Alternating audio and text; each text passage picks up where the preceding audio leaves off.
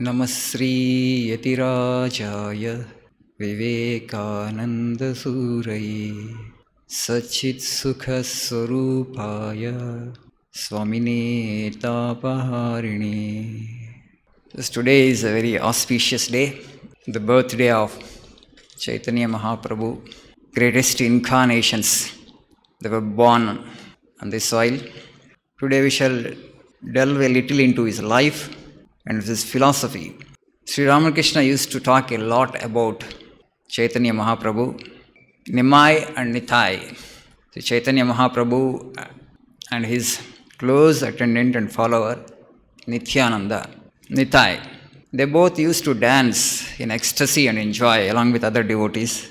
Nitai is considered as incarnation of Balarama, and Sri Chaitanya Mahaprabhu is considered as an incarnation of Krishna. So very interesting life. He was born in 1486 and lived up to 1533. There were 47 years of life. What a phenomenal life. On 15th March, when we discussed Sri Ramakrishna, we discussed Sri Ramakrishna as a spiritual phenomenon, and Chaitanya Mahaprabhu also as a spiritual phenomenon. You can't consider spiritual luminaries of that stature as spiritual personalities. They were phenomenons. The Swamiji would say about Sri Ramakrishna, a great tidal wave came from that mighty ocean of consciousness. If you describe consciousness, that all-pervading spirit, God as an ocean, and from that ocean a mighty wave came in the form of Sri Ramakrishna to submerge, to deluge the entire world with spirituality. Sri Ramakrishna himself used to say, a Jivan Mukta, a self-realized soul, may at best can help two or three more people to cross this ocean of samsara. But if an incarnation comes, he would be like a giant ship. He would carry hundreds and hundreds of people across the sea of samsara to the other shore. So that would be the difference. The ordinary Jivan Mukta is different and incarnation is different. Incarnation will come into the world with tremendous spiritual power. They would impart spirituality by mere look, by a word, or just with a touch. That would be the power of an incarnation. Sri Ramakrishna would draw the distinction clearly between an ordinary person, an ordinary individual who has become enlightened, and an incarnation who would come into the world to re-establish dharma. And Chaitanya Mahaprabhu was one such incarnation. With tremendous power he came into the world. So you have to remember this sloka from the Bhagavad Gita, Yada yada hi dharmasya glanir bhavati. Glani happens all the time. Why glani happens to dharma?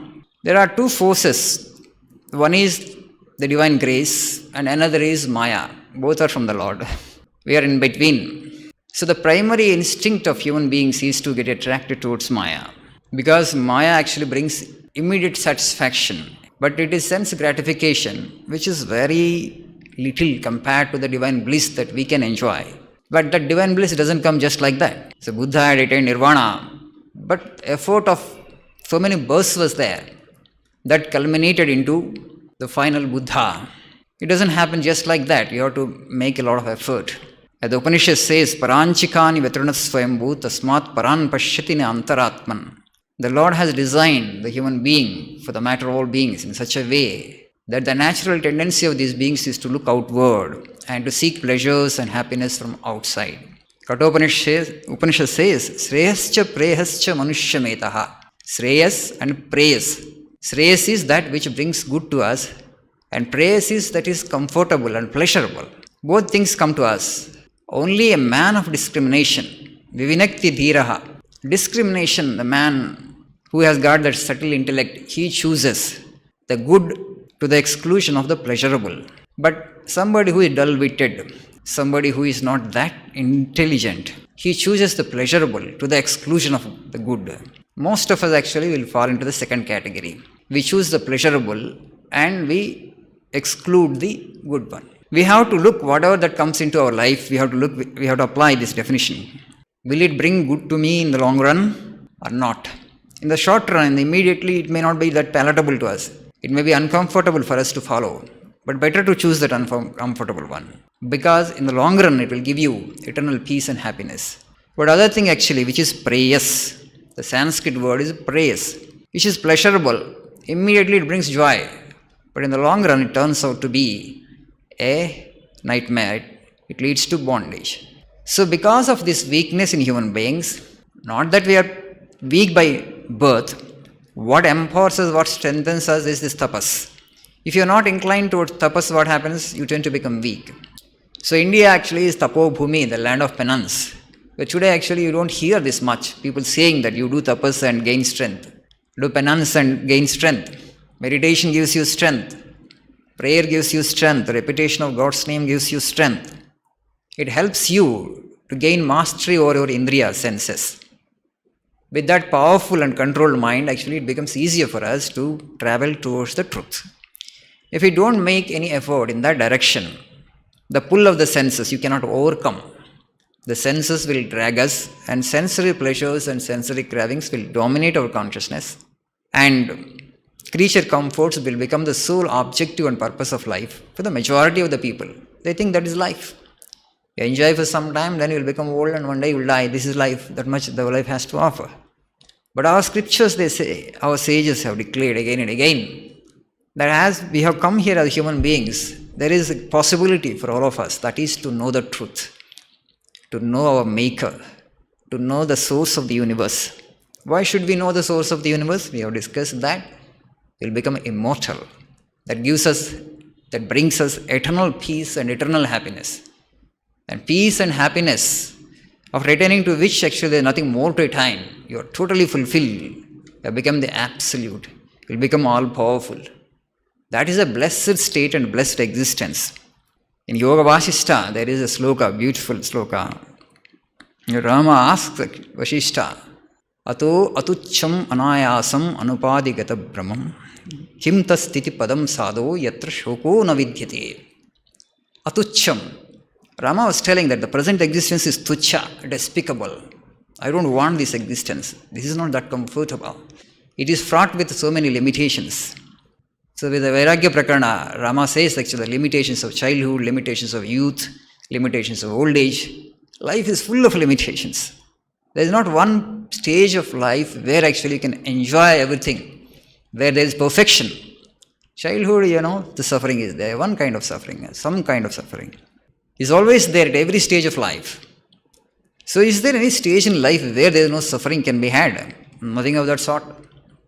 Not that Rama was a pessimistic person. He had the sharpest of the intellect. With that penetrating intellect, he could see that every stage of life in a way is limited. Some limitation actually is imposed. And so then he says, atucham. The present existence is tucha, is very despicable. I want that state, atucham, anayasam, which is not burdensome. Today life has become burdensome for many people, right? People are experiencing that burden of life. The Rama uses that beautiful language, anayasam, anupadigata brahmam, which is free from upadis, which is free from adjuncts, which is free from limitations. Kim tat sthiti padam sadho. What is that state? Rama was shrewd enough, he was talking about state, pada.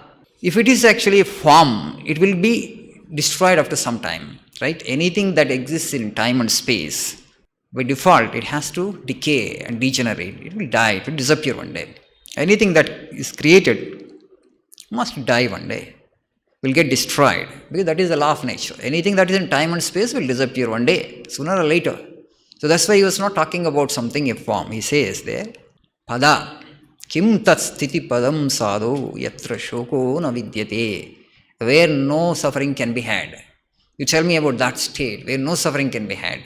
The question, you see, what a profound question. He was asking me, take me, lead me to that state where no misery can be had, where I can be perfectly happy, where I can be eternally peaceful. So now, afterwards, the discussion, the Vasishta would be talking about consciousness all the time. So, here when Dharma declines, Lord incarnates again and again to show us the path of spirituality. India, as it is a spiritual land, Lord incarnated time and again to show us the path of spirituality. Because this is the only blessed land where spirituality is understood, spirituality is pursued. We have the mature understanding as to the ultimate objective and purpose of life. No other race on the planet can claim to have this objective. We have been a spiritual race all through. We never cared for this material prosperity. Why? Because life is too short. I can create wealth, But how long I will be able to enjoy? By the time you create wealth, you are in 40s and 50s. And next, how much life is left to enjoy? You will be off very soon from this world. So why to waste energies? Because when the life is so short and in that direction, is there something which can bring me, permanent happiness, eternal peace? The quest actually has always been there. There was that period, Vedic period, where hundreds and hundreds of people pursued it with such determination and such intensity that they all had experienced the truth, and they gave us all that Vedas, mass of literature, so of spiritual wisdom, of highest wisdom, as to the purpose of human existence and the highest possibility for a human being. And we are all proud possessors of that spiritual inheritance now. But of course, as we see today, the circumstances are not that favorable for majority of the people, of course, because the samsara has become so troublesome. The responsibilities, every human being is preoccupied with so many things. But now you look at this life of a saint, Chaitanya Mahaprabhu. He says, abandon everything to Lord's care. That's all. You have only one thing to do, that is cultivate love for God. Not a bhakti. He talks about prema. Krishna prema. You must love Krishna. That is the only objective. If you ask Chaitanya Mahaprabhu. Okay, if you are a contemporary, if you had gone to Chaitanya Mahaprabhu and asked what is the purpose of life, he would say love Krishna. That's all. Do I not have to think about other things, actually, how I have to provide for myself the basic necessities of life? Nothing. Everything he will arrange. Only you have to love Krishna, that's all. Krishna prema. Bhakti is also inferior. Bhakti is only to take you to that prema. Prema is higher than bhakti. So you all know, and Bhagavata talks about, this Sri Ramakrishna also, many times he mentions the 5 kinds of bhava with which we can relate ourselves to God. Shanta, Dasya, Sakhya, Vasalya and Madhura. So we can have a peaceful relationship with God, like kind of Kuchela had. Many devotees actually, they worship the Lord. They have a peaceful relationship with God. But the intensity is not there, but they love God. They remember God. Many examples are there. Most of the Pandavas actually had quite cultivated Shanta. Dasya. When you talk about Dasya Bhakti, we remember Hanuman. Okay, many devotees are there who consider themselves as servants of the Lord. Dasya Bhakti. I am Dasa. I am the servant of the Lord.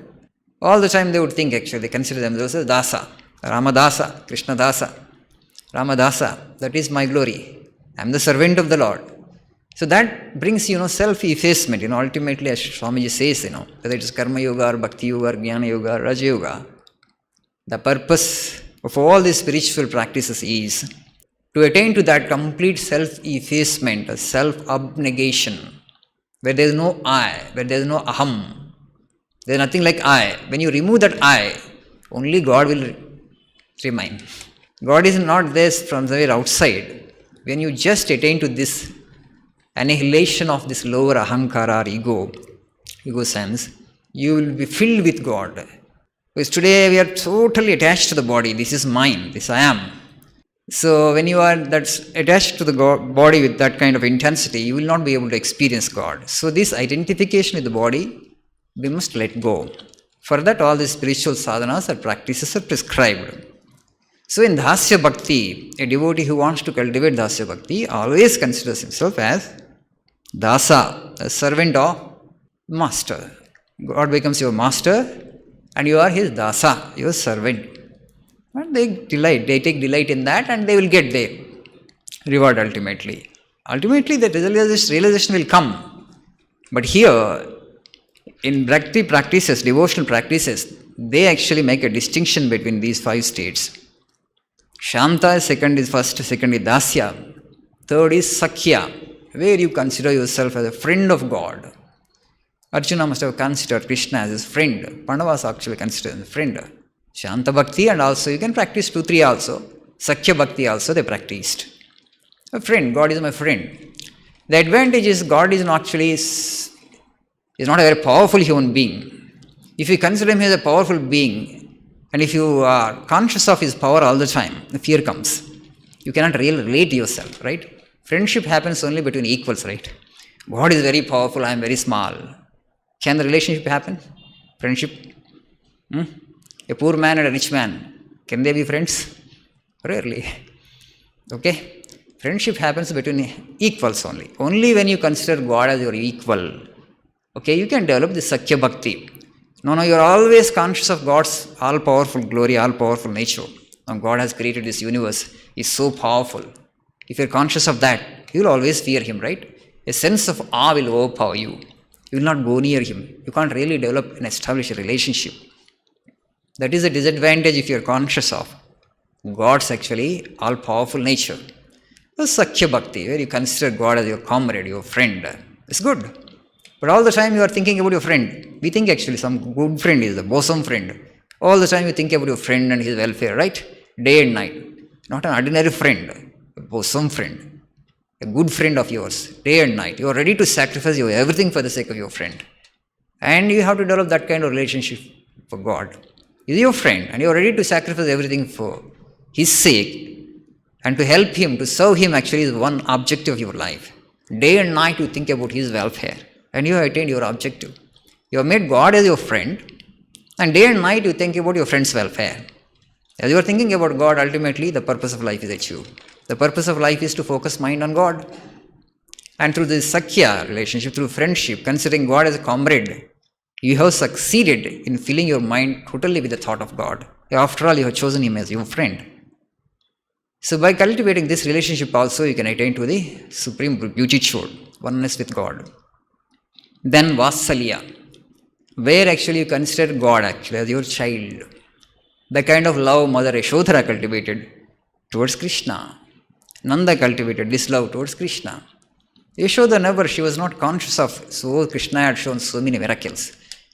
She was not conscious of actually Krishna's glory in that sense. Krishna's actually all-powerful nature. Any number of miracles He had shown, but she would forget all of them. My child, my child, my child. Krishna had so many things He had shown, but she would consider him as my child. So this is Vatsalya. Just as a child has its needs all the time, you have to feed the child, you have to clothe the child, you have to give bath to the child. Child is totally dependent upon its mother. In the same way, you think actually the Lord is totally dependent on me, not you are dependent on the Lord. Lord is totally dependent on me. Vatsalya Bhakti. Now whether you are man or woman also you can cultivate, doesn't matter. No, but I am a man, how can I consider? Yashoda actually was a woman, so she could cultivate that motherly love. You can cultivate fatherly love. What does it matter? It doesn't matter. Child depends on father also. So all the time you consider yourself as father and God actually as your child. And day and night think about your child, because child needs your support, child needs your care, child needs your attention. With that is called Vatsalya Bhakti. You can attain to God. So finally is the Madhura Bhakti. Madhura Bhakti is actually love of a woman for a man, or a man towards a woman, it could be also. And here in Bhagavata we have this love of gopis for Krishna. That is actually illicit love. Most of the gopis were already married. They had their husbands and children, but they loved Krishna. So this illicit love, conjugal love, actually it has the most power. See, the nature of the human mind is such. However hard, you may say that actually, don't go in that direction, but it will go there only. There it has a tendency. It has a tendency to go towards the wrong. You say no, you don't go there, but it will go there only. When that impulse which we have, today we see so many incidents happening in the society, that also you can turn towards the Lord. These gopis, they developed that kind of love for Krishna, and that helped them actually to think about Krishna day and night. And through that conjugal love, they had attained to the supreme beautitude. Bhagavata, this is, but Vivekananda says that it is not possible for ordinary people and it should not be preached widely and extensively. That Chaitanya Mahaprabhu preached this love, Krishna Prema, this conjugal love, as the highest form of love that you can exhibit towards the Lord. But you need to understand this. Anybody can cultivate this. You need not be a woman for that. Once Mirabai went to Vrindavan, and there actually she wanted to meet this great devotee, disciple of Chaitanya Mahaprabhu, Jiva Goswami and Rupa Goswami and Sanatana Goswami. And they refused to meet her because she was a woman. Because Chaitanya Mahaprabhu had strictly instructed his disciples not to mix much with the individuals of opposite sex. They had the highest degree of renunciation, Okay? They practice highest degree of renunciation and they practice at the same time this conjugal love towards the Lord. And then Mirabai sent a message saying that in Vrindavan there is only one male, that was Krishna. All others are women. In fact, that was what they were practicing, but still they couldn't understand. There was only one man, that was Krishna. Everybody else was female. That means what? You have to cultivate that conjugal love towards Krishna. You may be a man, but you must cultivate that love. Consider yourself as a woman and then love Krishna as your husband. And then all that Mahabhava, that which actually Mirabai had experienced, Chaitanya Mahaprabhu had experienced, the gopis experienced, it would be possible. But that's the highest form of love. The Shanta, the Dasya, Sakya, Vasalya, they are actually inferior compared to this Madhura Bhava. The Madhura Bhava is so potent and so powerful.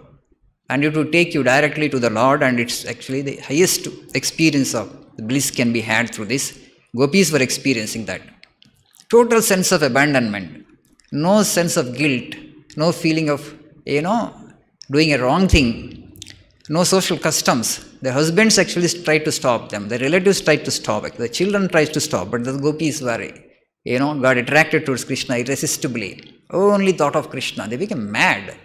They went and ran towards him as soon as they heard the flute with the frenzy, and they went and danced with him because they meditated and thought only of Krishna and ultimately into Krishna consciousness. Krishna was not there with them for too long. He had just made them taste the bliss of this conjugal love and left Vrindavan. First he went to Mathura and from there to Hastinapur and to Dwarka. It disappeared, but they never forgot Krishna in their entire life till their last breath. They just thought day and night, whatever they would do. A bee will hum and that they think actually this is Krishna's messenger. A bird will coo and they think that Krishna's messenger has come. Anything that they see in this creation, they saw it as symbol of God, Krishna. That was actually the kind of Krishna consciousness they had attained to. And they were blessed souls for that matter, and all of them had attained to Mahabhava. And Sri Ramakrishna would say, if you ask for liberation, God will actually grant you liberation, but He will not give you this Mahabhava. For that He will become your slave. And Chaitanya Mahaprabhu had preached this extraordinary, love, conjugal love towards the Lord actually is the highest relationship that we can establish. Of course, Swami says that it's not practicable and it should not be preached extensively. The people misunderstand it, and so they might get degraded also. That happened actually after Chaitanya Mahaprabhu.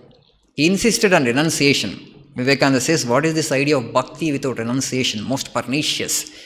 And the people who actually claimed themselves to be the followers of Chaitanya Mahaprabhu afterwards, they brought all kinds of things, men and women intermixed freely, and it degenerated. Naturally, it would happen. But it requires highest degree of renunciation and purity to cultivate this form of love towards Krishna. There is no trace of lust there. There is no trace of kama. It's the purest form of love. So Chaitanya Mahaprabhu had shown a lot of miracles in childhood actually, just like child Krishna. Just like child Krishna, he was very, very mischievous and very naughty, but very cute, very calmly looking boy.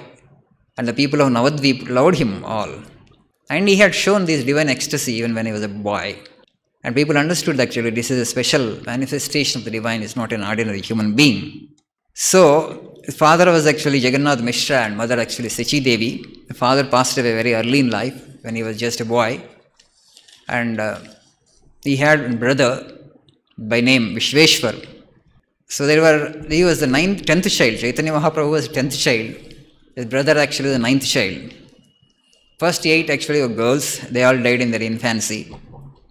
And probably Sachi Devi must have prayed intensely for the Lord actually to give a child actually who would live long. And then actually she had this Vishveshwar, but Vishveshwar developed deep passion. At the age of 16 he left home and he became an ascetic, he became a sannyasi. And Chaitanya Mahaprabhu was 10th child. And so he was a precocious child, extraordinary intelligence he was born with. Anything he would grasp and learn in no time. Just like Shankaracharya. He was Incarnation, born with supreme. By 16 actually he started a Sanskrit school. He became a professor, started teaching Sanskrit and scriptures. In those days, this Nadia district and Navadvip was famous for Navya Nyaya, a school of philosophy, Nyaya, Nyaya, Vaisheshika. We have these 6 systems of philosophy, Purva Mimamsa, Nyaya, Vaisheshika, Sankhya, Yoga and Uttara Mimamsa. They are called Shad Darsanas, or 6 systems of Indian philosophy. And so this Nadia district, this Navadvip actually was famous for this Nyaya school of philosophy, Nyaya school of thought. great Pandits were there, scholars who were masters in the Nyaya philosophy. And Chaitanya Mahaprabhu also actually got exposed to that, and he learned, he became a great scholar. He would enter into debates and discussions, and he would defeat them. He would humble them in no time, because he had that razor sharp intellect. And so nobody would win him, against him in an argument. So he and one Raghunatha, they both were actually disciples of one Gangadas. They were taking the lessons in Nyaya from Gangadas. One day, their master asked them a subtle point in that Nyaya philosophy, and wanted an answer from Raghunatha. Then he took the whole day, he just deliberated, thought, scratched his brains, and he came with the answer only in the evening. It took him some 7-8 hours actually to find out the answer. And then the same question he had asked Chaitanya separately, and Chaitanya in a flash he had given the answer. By this time he was Nimai. He had not become Chaitanya Mahaprabhu yet. He was Nimai. The name that he had been given was actually Vishwambar. The father had given him the name Vishwambar. The mother actually gave him the name Nimai. Nimai actually name. You give the negative name. Bitter. Bitter means that because many girls passed away, and she had given him the name Nimai. And at the time of investiture, sacred thread ceremony, he was given the name Gauranga, because his body complexion was golden. And people, they would look at him in amazement. His body complexion is just like molten gold, Chaitanya Mahaprabhu's. Later on, actually, himself told that was because he was meditating on Radha. And Chaitanya Mahaprabhu is considered as the incarnation of Krishna and Radha together in one personality. In the beginning phase of his life, actually, he had exhibited that Krishna consciousness. In the beginning, actually, he showed miracles. Actually, he showed people that he was God himself, God incarnate, and people could recognize and started worshipping him. And afterwards, he had gone to Gaya, and sudden transformation came upon him. Complete change of attitude. Now, actually, he started manifesting that Radha Bhava.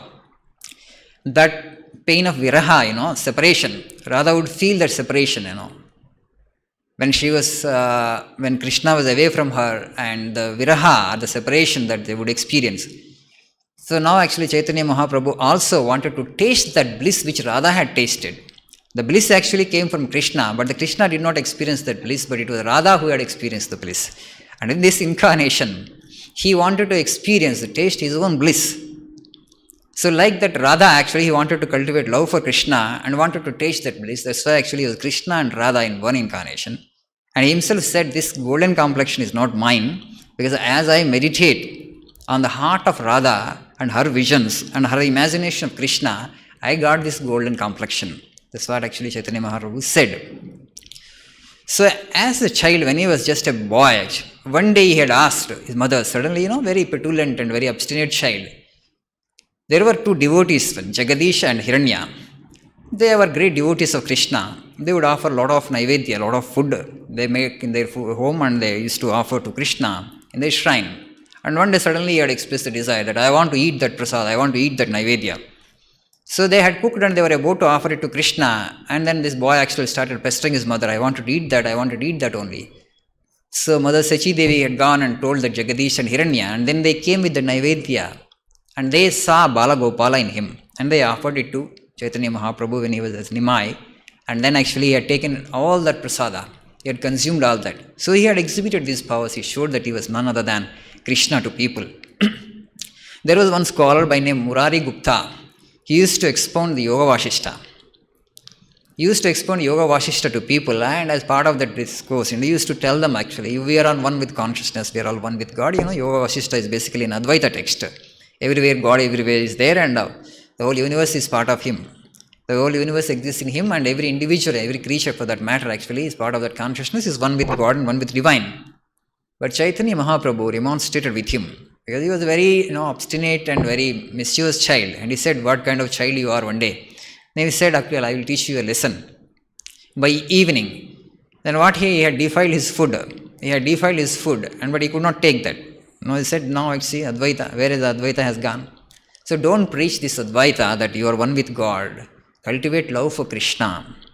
Having come here as a Jiva in an embodiment actually, The best thing for jivas is to cultivate love for Krishna. That will actually help them to attain moksha. But with this kind of attachment to the body, with this kind of identification with the senses, and if you say that I am Krishna, then it doesn't get actually really connected. It doesn't make sense.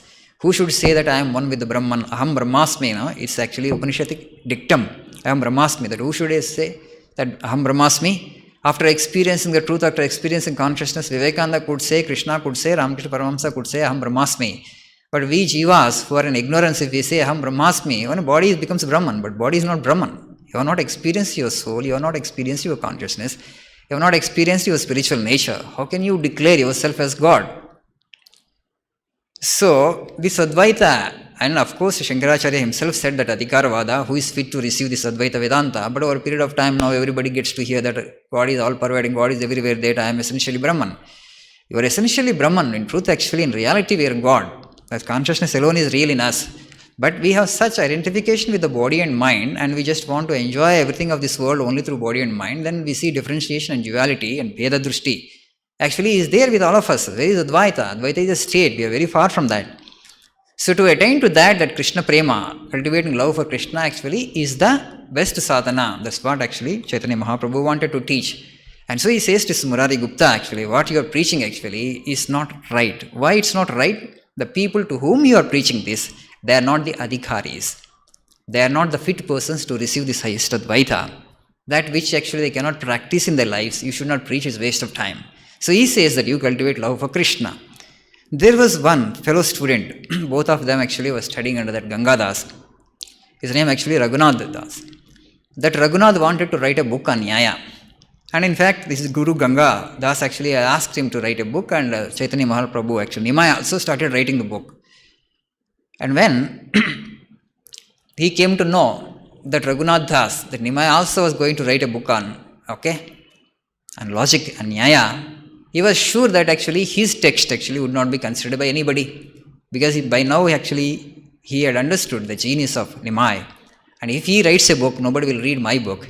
So when they were actually in the same boat traveling, actually going towards their Guru's home, and he had expressed this, he became morose.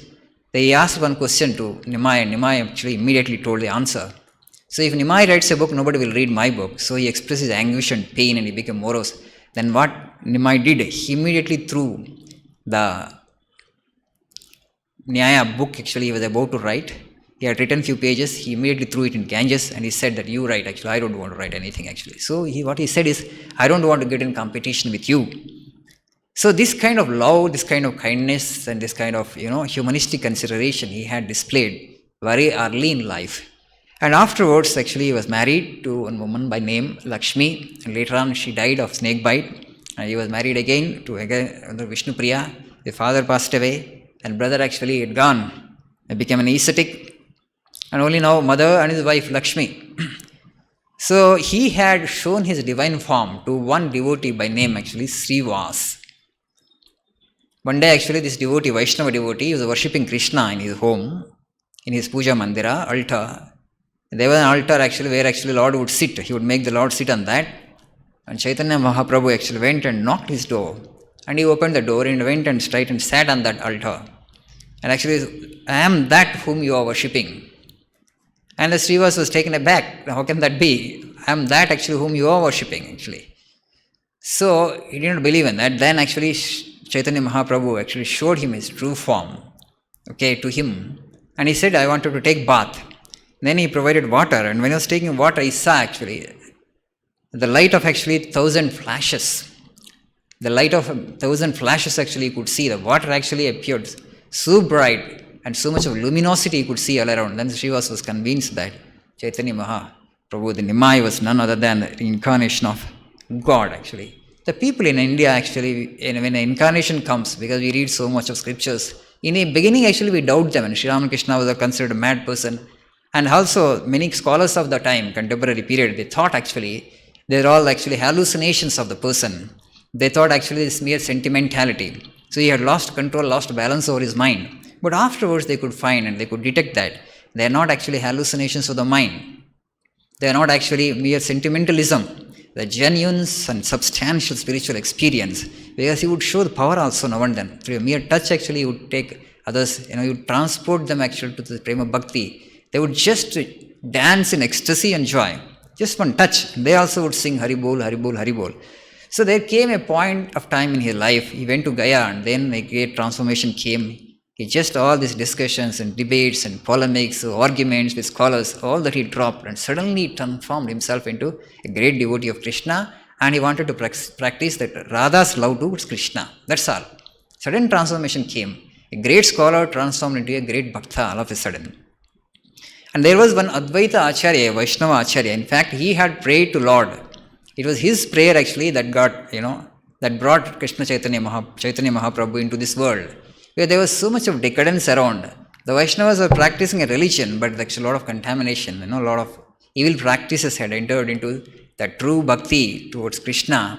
True renunciation was not there. They were offering all kinds of food, they were taking to drinking also, because this Vamachara, this Tantra, everything got mixed up, and it was total degradation all around.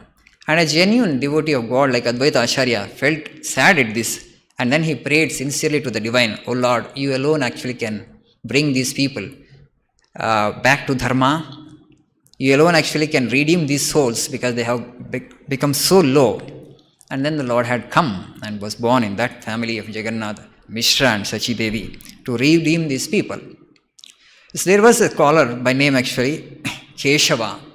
He considered himself as a great scholar. He would enter into debates and discussions and defeat everybody.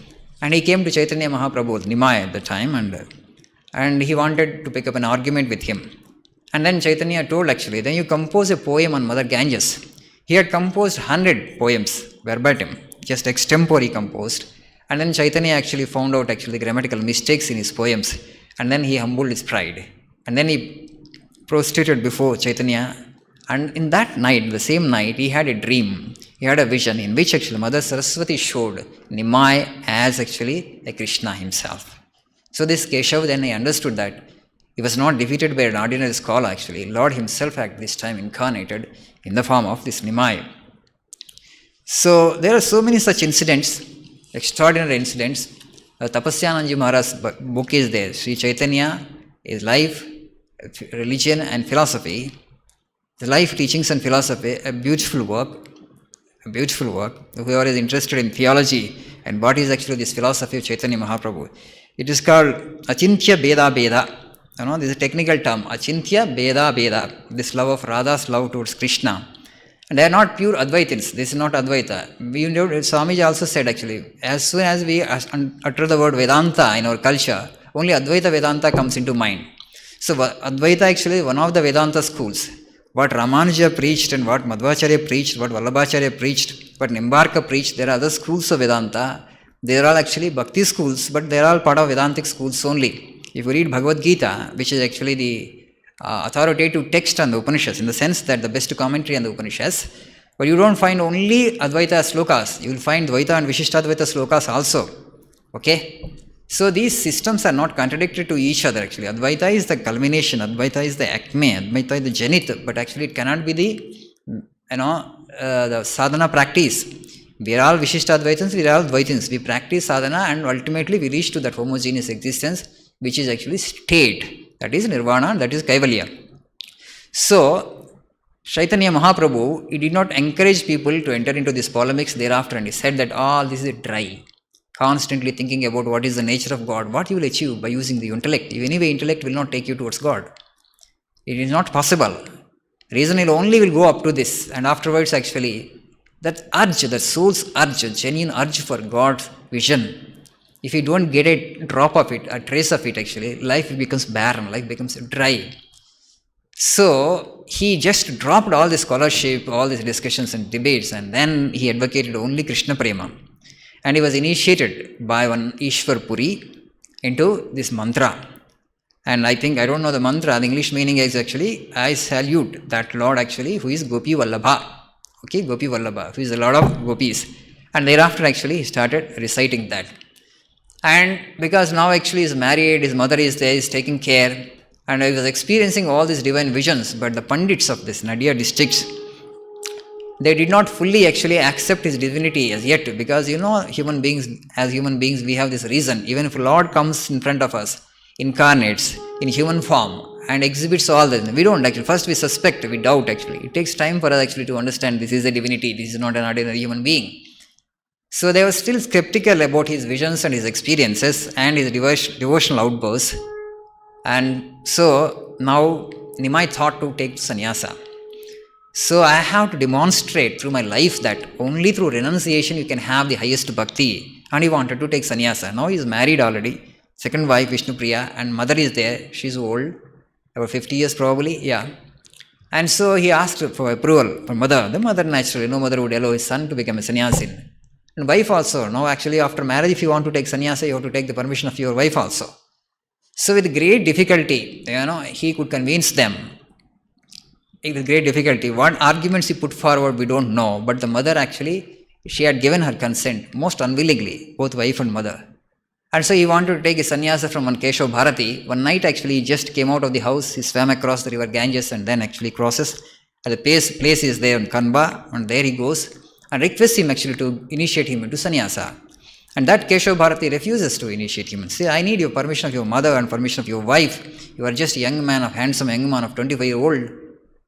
And then again, Chaitanya Mahaprabhu, Nimai actually insisted that I want to take sannyasa for this reason.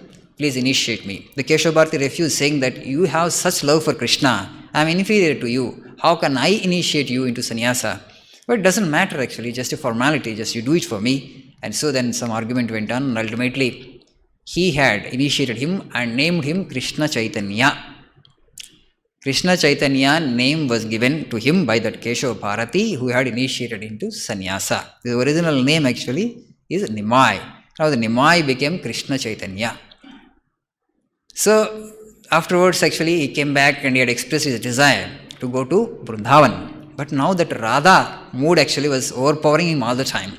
Radha would long to see Krishna, right? Day and night, one objective of Radha was to merge in Krishna, to see Krishna. And for that actually he wanted to go to Vrindavan. And again he requested his mother. One day actually he just left the home and he just 5 kilometers. He just went 5 kilometers towards west, thinking that he would reach Vrindavan. Then by then as his disciple, one Nityananda, who is actually Nithai, he had a vision. He saw actually 6-armed divinity in Chaitanya Mahaprabhu. He saw the 6-armed divinity. In 2 arms actually he had seen bow and arrows, Rama, and another 2 arms actually he was playing flute, Krishna, and then he had seen the sannyasi with a kamandalu and staff. One hand kamandalu and another hand staff. So after seeing that, he was thoroughly convinced that actually this is an incarnation and that Nityananda became a great disciple of Nimai, Krishna Chaitanya, and he was there with him throughout his life.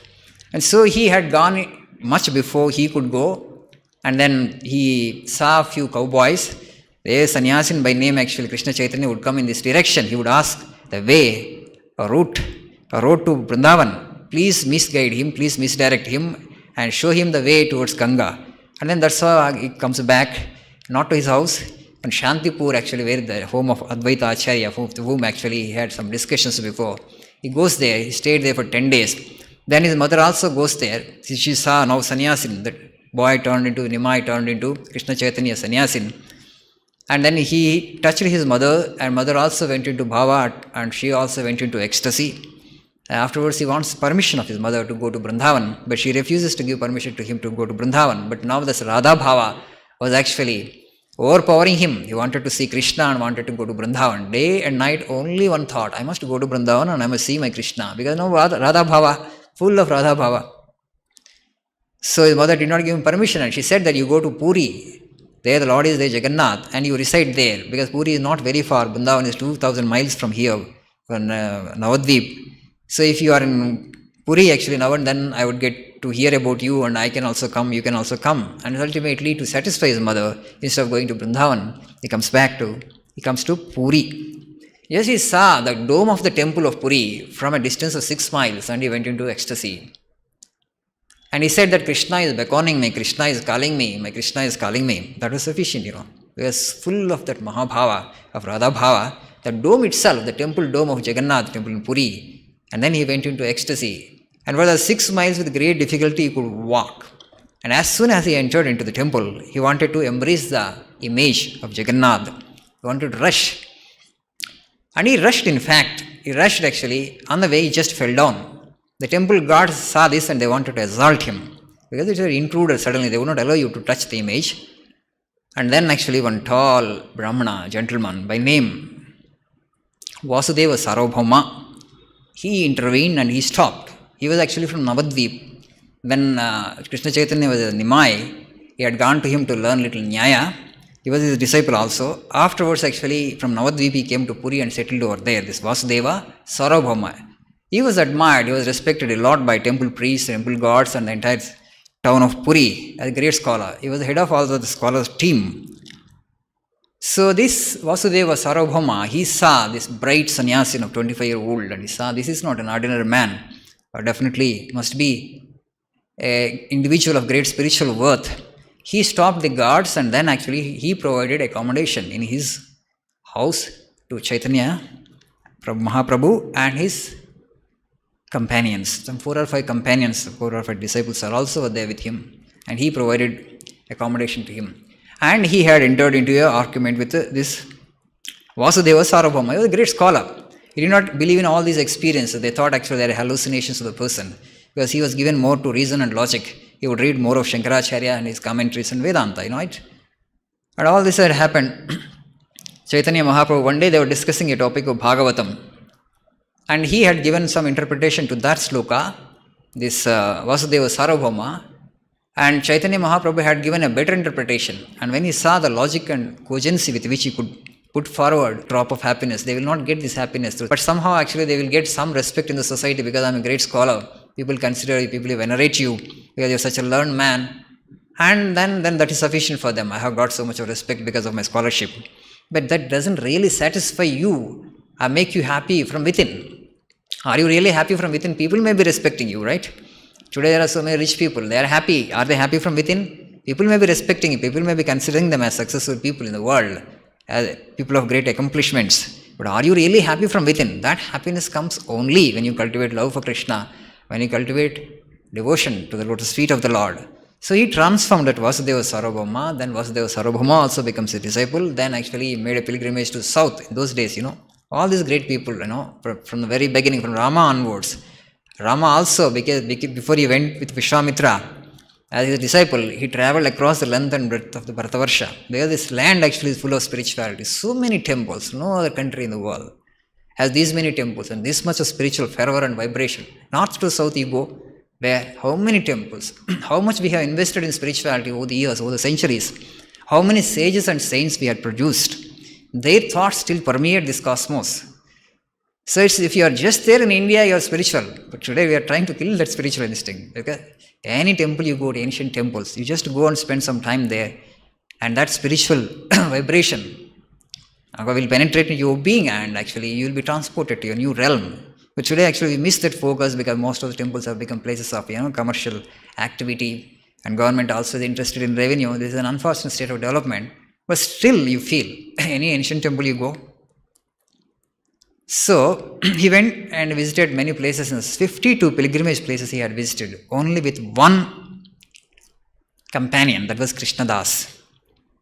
Many interesting experiences he had. He meets one Ramananda Roy near Rajamandri.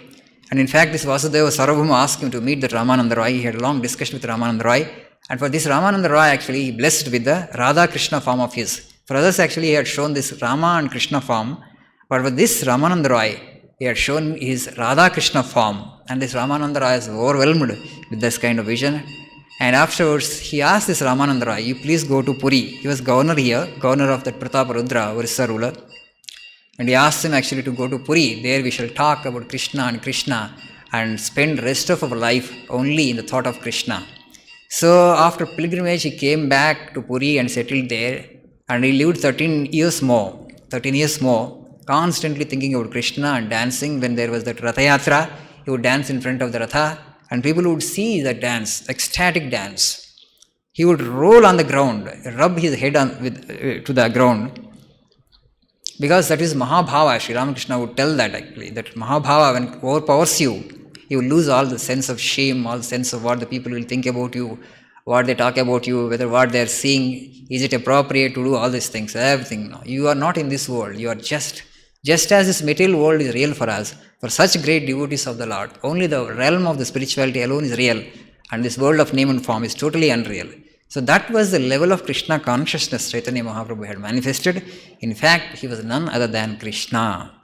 Krishna reincarnated, Krishna had incarnated, he came in the form of Chaitanya Mahaprabhu to bless this land, already blessed land. And Sri Ramakrishna Paramahamsa had not an iota of doubt to declare and to say that Chaitanya Mahaprabhu was a great incarnation of Lord Krishna. Very inspirational biography.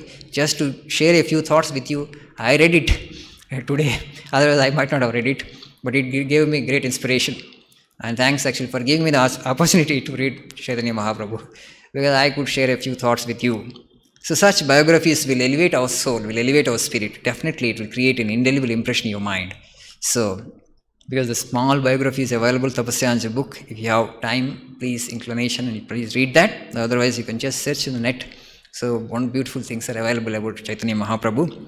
A great festival, the Dol Purnima in Bengal, Orissa and Assam. Today actually the great festival is going on. And International Society for Krishna Consciousness for ISKCON people, actually it's a great festival.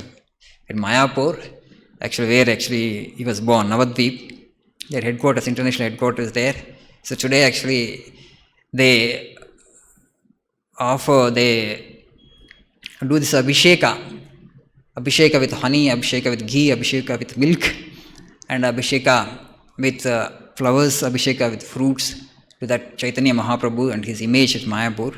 And with great gaiety and eclat and solemnity they perform the birthday of Chaitanya Mahaprabhu. So please read, actually it's very powerful biography. He did not write anything on his own. His disciples, that Rupa Goswami and Sanatana Goswami, they established the philosophy, because he was too full of God to write anything. Sri Ramakrishna Paramahamsa himself did not write anything, right? He always would talk about God and would get into ecstasy and bhava. Where was mind? The mind itself was not there. Chaitanya Mahaprabhu was also like that. No time to write anything, because his mind would merge into supreme consciousness, absolute, super consciousness, effortlessly. And so his disciples actually jotted down and they wrote the philosophy. This is Achintya Veda Bheda, the philosophy's name is. It doesn't matter what philosophy it is, ultimately what Chaitanya Mahaprabhu's message is, cultivate love for Krishna. That is the best spiritual sadhana for this yuga, for this Kali age.